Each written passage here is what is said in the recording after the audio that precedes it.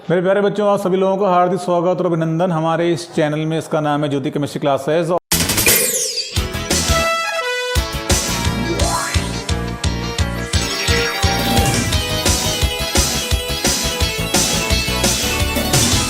बच्चों, आज का जो टॉपिक है थोड़ा डिफरेंट टाइप है, क्योंकि ये टॉपिक क्लास 12th के सिलेबस से लिया गया है और जो कि बोर्ड पे लिखा हुआ है सॉल्यूशन चैप्टर। बात समझ आ रही है? यानी आज के टॉपिक के बारे में जो बात होने वाली है वो टॉपिक आपका सॉल्यूशन चैप्टर से लिया गया है, और टॉपिक जो आज का है वो आपका है राउट्स लॉ। बात समझ आ रही है? तो राउट्स लॉ स्टार्ट करते हैं, लेकिन राउट्स लॉ को समझने से पहले कुछ चीज़ें आपको समझनी पड़ेंगी, ठीक है? तो ध्यान से समझिएगा उसको, क्योंकि बिना उसके समझे आप राउट्स लॉ को समझ नहीं पाओगे। बात समझ आ रही है? तो स्टार्ट करते हैं टॉपिक राउट्स लॉ, जो कि हम लोग बात कर रहे हैं सॉल्यूशन की बच्चों, ठीक है? सॉल्यूशन का फॉर्मेशन तभी पॉसिबल है जब सॉल्यूट सॉल्वेंट में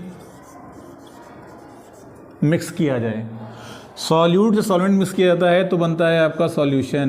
बात समझ में? जैसे आप लोगों ने क्या किया, आप लोग घर पे गए, आपने उसमें क्या किया, वाटर लिया और वाटर में आपने सॉल्ट या शुगर को डिज़ोल्व किया, ठीक है? तो क्या हुआ, आपका सॉल्यूशन तैयार हो गया। बात समझ आ रही है? इस टाइप का सॉल्यूशन हम लोग बनाते हैं और यूज़ करते हैं, ठीक? तो सॉल्यूशन तभी बन सकता है जब सॉल्यूट क्या हो, सॉल्वेंट में मिलाया जाए, ठीक? अब सॉल्यूट और सॉल्वेंट की बात चल रही है, तो सॉल्यूट का अगर हम बात करें फेज़ की, तो मैटर की 3 फेजेस जो कि मोस्ट इंपॉर्टेंट हैं, ठीक है? सॉलिड, लिक्विड और गैस, ठीक? तो सॉल्यूट की भी ये 3 फेज हो सकती हैं, ठीक? सॉल्यूट आपका लिक्विड हो सकता है, सॉल्यूट आपका गैस हो सकता है, और सॉल्यूट आपका सॉलिड हो सकता है, ठीक? सेम मैनर में सॉल्वेंट की भी 3 फेज होती हैं, हो सकती हैं। सॉल्वेंट आपका लिक्विड फेज में हो सकता है, सॉल्वेंट आपका गैस फेज में हो सकता है, और सॉल्वेंट आपका सॉलिड फेज में भी तो हो सकता है, ठीक? यानी कि सॉल्यूट की 3 फेज, सॉल्वेंट की 3 फेज, यानी कि हम लोग को जो सॉल्यूशन जो मिलने वाले हैं वो मिलेंगे टोटल 9 टाइप्स सॉल्यूशन, 9 टाइप्स, ठीक? लेकिन चूंकि हम लोग सॉल्यूशन चैप्टर के बारे में जानना चाह रहे हैं, पढ़ रहे हैं, तो सॉल्यूशन चैप्टर में सिर्फ और सिर्फ बात होती है होमोजीनियस सॉल्यूशन के बारे में। होमोजीनियस सॉल्यूशन, ये आपको पता होना चाहिए क्या होते हैं। तो अगर बात करते हैं होमोजीनियस की, तो homogeneous solutions are those solution where solute will be totally dissolved, ठीक? यानी सॉल्यूट पार्टिकल अगर आपका टोटली डिजॉल्व हो जाए पर्टिकुलर सॉल्वेंट में, तो ऐसे सॉल्यूशंस को, ऐसे मिक्सचर को हम लोग क्या बोलते हैं, होमोजीनियस कहते हैं। बात समझ आ रही है? यानी कि इसको दूसरे शब्दों में आप क्या बोलोगे, यूनिफॉर्म मिक्सचर, ठीक है, ऑफ द सॉल्यूट, ठीक है, पूरे सॉल्वेंट में, यानी कि सॉल्यूट पार्टिकल का परफेक्टली डिजॉल्व हो जाना, ठीक है, पूरे सॉल्वेंट में, हर एक कोने पर, सॉल्वेंट की हर एक पार्ट में, ठीक है, सॉल्यूट का परफेक्टली डिजॉल्व होना क्या कहलाता है आपका, होमोजीनियस सॉल्यूशन। बात समझ आ रही है? ठीक? तो इस चैप्टर में हम लोग बात करते हैं होमोजीनियस सॉल्यूशन के बारे में। बात समझ आ रही है? तो चलिए स्टार्ट करते हैं राउट्स लॉ। स्टूडेंट्स स्टार्ट करते हैं। देखिए, मान लेते हैं कि आपने क्या लिया, एक क्लोज कंटेनर, ठीक, और सिस्टम आपने ऐसा अरेंज किया इसमें कि इसके मॉलिक्यूल जो होंगे, ठीक है, जो पर्टिकुलर सॉल्यूशन आप लोगे इसके अंदर, उसके मॉलिक्यूल इस कंटेनर से बाहर ना जाने पाए, यानी इसको आपने ऊपर से क्लोज कर दिया। बात समझ आ गई? ठीक? और इसमें क्या किया हमने, इसमें लिया सॉल्वेंट और इसको माना हम लोगों ने कंपोनेंट ए। क्या मान लिया? कंपोनेंट ए मान लिया, ठीक? और इसमें ऐड किया हम लोगों ने NVS को, NVS stand for non volatile solute, ठीक? यानी कि नाम में ही सब कुछ छुपा हुआ है। नॉन वोलाटाइल यानी कि जो वेपर प्रेशर के फॉर्मेशन को या तो रोक देगा, स्टॉप करेगा, या उसको कम कर देगा, ठीक? गेटिंग? अब आपने क्या किया, आपने इसको हीट किया, ठीक? और ये पर्टिकुलर सॉल्यूशन आपका इवेपोरेट हुआ। तो इवेपोरेट आपका होगा तो जाहिर सी बात है कि इसके मॉलिक्यूल सॉल्यूशन के मॉलिक्यूल, ठीक है, चूँकि NVS तो पार्टिसिपेट करेगा ही नहीं इसमें, तो सॉल्यूशन में जब NVS पार्टिसिपेट नहीं करेगा तो मॉलिक्यूल तो केवल सॉल्वेंट के होंगे, तो वो सॉल्वेंट के मॉलिक्यूल आपके एयर में आ जाएंगे, जस्ट लाइक दैट। ठीक, ये बन गई वेपर। ठीक, और जब ये मॉलिक्यूल इस पर्टिकुलर सरफेस पर प्रेशर बनाएंगे, इस पर्टिकुलर सरफेस पर यानी कि सॉल्यूशन के सरफेस पर जब प्रेशर बनाएंगे तो इसको हम लोग क्या बोलते हैं, वेपर प्रेशर। क्या कहलाता है आपका, वेपर प्रेशर। गेटिंग, यानी कि अगर NVS को मिलाने पर भी वेपर प्रेशर का फॉर्मेशन हो रहा है पर्टिकुलर टेम्परेचर पर, इसका मतलब हो गया कि उस वेपर प्रेशर के फॉर्मेशन में सिर्फ और सिर्फ सॉल्वेंट मॉलिक्यूल का रोल होगा, NVS का रोल नहीं होगा। बात समझ आ गई? ठीक, सो जस्टिफाई और करते हैं, यानी कि अगर हम ये बोल दें कि माना हमने सॉल्यूशन का जो अभी वेपर प्रेशर देख रहे हो, इसको माना हम लोगों ने ये मान लिया कि vapour pressure of the solution, ठीक, ए इज इक्वल टू किसके होगा, ए इज इक्वल टू होगा vapour pressure of the solvent के।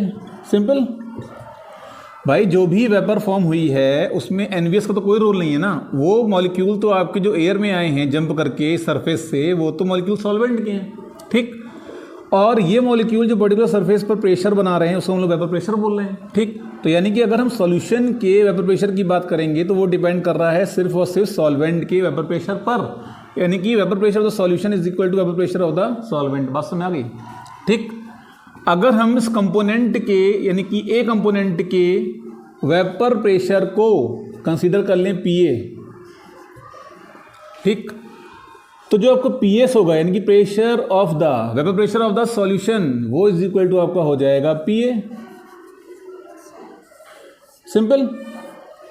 ठीक, और अकॉर्डिंग टू राउल्ट्स लॉ, जो इस पर्टिकुलर कंपोनेंट ए का वेपर प्रेशर होगा, पर्टिकुलर सॉल्वेंट मॉलिक्यूल यानी कि ए कंपोनेंट का जो वेपर प्रेशर होगा PA डायरेक्टली प्रोपोर्शनल टू होगा XA के, जहाँ पर XA क्या है, ये आपका है mole fraction of A component, A component. Are getting my point? ठीक, यानी कि PS यानी vapour pressure of the solution is equal to vapour pressure of the solvent, और जो vapour pressure of the solvent है वो डिपेंड करेगा सिर्फ और सिर्फ मोल फ्रैक्शन ऑफ द अपने, यानी कि मोल फ्रैक्शन, ठीक है, ऑफ इट्स ओन। ठीक है, यानी कि जो प्रेशर जो सॉल्वेंट का वेपर प्रेशर होगा वो अपने ही मोल फ्रैक्शन के क्या होगा, डायरेक्टली प्रोपोर्शनल टू होगा। इसका क्या मतलब हुआ जितने कम मॉलिक्यूल्स होंगे, जितने कम मॉलिक्यूल्स आपके एयर में आएंगे उतनी कम प्रेशर बनेगी, उतना ही कम वेपर प्रेशर फॉर्म होगा। ठीक भाई, जाहिर सी बात है। काउंट करो यहाँ पे 1 2 3 4 5 6 7 8 9 10 11 12। इस समय 12 मॉलिक्यूल दिखाई पड़ रहे हैं वेपर फेस में, ठीक है, जो कि ये 12 मॉलिक्यूल इस पर्टिकुलर सरफेस पर प्रेशर बना रहे होंगे। ठीक, अब मान लो कि अगर ये मॉलिक्यूल कम कर दिए जाएँ, सपोज दैट हमने 6 कम कर दिए, ठीक, तो 1 2 3 4 5 6 और एक 7, ठीक, एक और कम कर दो। अब ये 6 मॉलिक्यूल चूंकि केवल बचे हुए हैं तो ये 6 मॉलिक्यूल बनाएंगे प्रेशर किस पे, इस पर्टिकुलर सरफेस पर, यानी कि वेपर प्रेशर का जो इस बार मैग्नीट्यूड होगा, जो क्वांटिटी होगी वो कम हो जाएगी। ठीक, यानी कि वो डिपेंड कर रही है total mole fraction of the particular component के। तो हम ये कह सकते हैं कि PA directly proportional to XA हो गया। बात समझ आ रही है? लेकिन पर्टिकुलर सॉल्वेंट का पर्टिकुलर टेम्परेचर पर, ठीक है, जो वेपर प्रेशर होगा, पर्टिकुलर सॉल्वेंट का पर्टिकुलर टेम्परेचर पर वेपर प्रेशर होगा प्योर फॉर्म में, वो तो हमेशा सेम रहेगा, चाहे आप सॉल्यूट कोई मिला दीजिए उसमें। ठीक, तो जब इस प्रोपोर्शनलिटी साइन को हम लोग रिप्लेस करेंगे बाय द ठीक है, any constant you can say, तो we can say PA is equal to P0A XA हो जाएगा। बात समझ, यानी कि हमने प्रोपोर्शनैलिटी साइन को P0A से रिप्लेस कर दिया। ये तो पता ही होगा ना कि जब प्रोपोर्शनल का साइन हटाते हैं तो एनी कांस्टेंट इज रिक्वायर्ड। तो कांस्टेंट क्या लिया हमने? P0A। क्यों लिया इसको? भाई पर्टिकुलर सॉल्वेंट लिया है आपने, चाहे वाटर हो चाहे whatever solvent you are suppose to be used, ठीक है, उसका एक पर्टिकुलर टेम्परेचर पर प्योरेस्ट फॉर्म में एक पर्टिकुलर वेपर प्रेशर होता है जो कि कांस्टेंट रहता है। That's why we have taken the P naught A as a constant. ठीक, तो जो पी ए की वैल्यू आपकी आ गई है वो आपकी आ गई है पी नॉट ए एक्स ए। अब इस वैल्यू को उठाकर आप यहां रख दोगे, ठीक, तो ये आपका आ जाएगा P S is equal to P naught A X A. ठीक, ये रिलेशन निकाला था राउल्ट्स लॉ ने।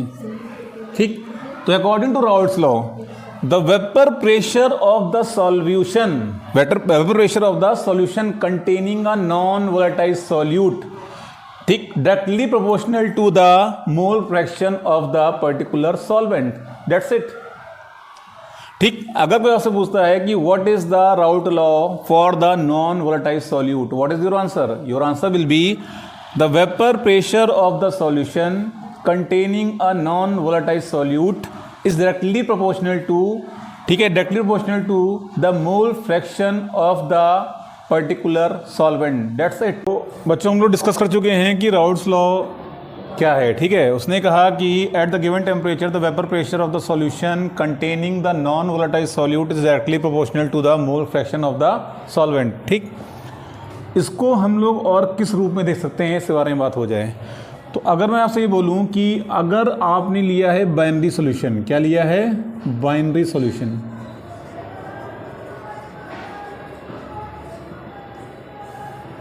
ये सॉल्यूशन क्या होते हैं? ऐसे solution which has only two component,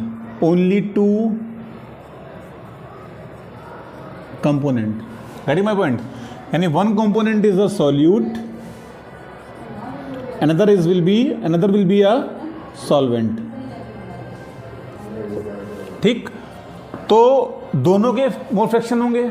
ठीक है, जैसे मान लो कि सॉल्यूट हमने लिया है, सपोज सॉल्वेंट लिया है हमने ए और सॉल्यूट लिया है हमने बी। ठीक, गेटिंग? तो रूल ये कहता है कि mole fraction of both component, मोल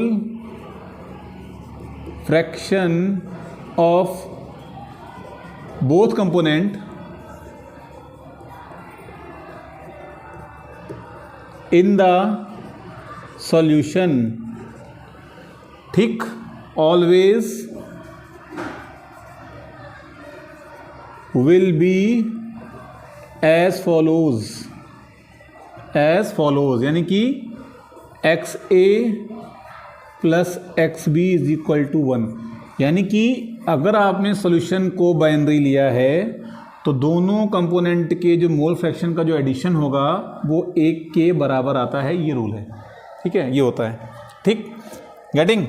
अब मान लो इसको इक्वेशन 1 मान लिया जाए, इक्वेशन 1 मान लिया इसको हमने, और इक्वेशन 1 में हमने क्या किया, एक्स ए की वैल्यू जो है, यानी कि एक्स ए को हम लोग क्या निकाल सकते हैं, X A is equal to आपका हो जाएगा 1 माइनस एक्स बी। ठीक, अब इस वैल्यू को उठाकर आप इक्वेशन 1 में पुट करोगे। ठीक, तो पी एस जो आपका आएगा, पी एस लिख दो यहाँ पर इस तरीके से, जो पी एस आपका होगा इज इक्वल टू आपका हो जाएगा पी नॉट ए, और जहाँ पर एक्स ए है वहाँ रखोगे आप 1 माइनस एक्स बी। ठीक, 1 माइनस एक्स बी। ठीक है, बात समझ आ गई? अब क्या करना है यहाँ पर, यहाँ करोगे आप यहाँ ये कि पी एस इक्वल टू आपका हो जाएगा P naught A minus P naught A X B.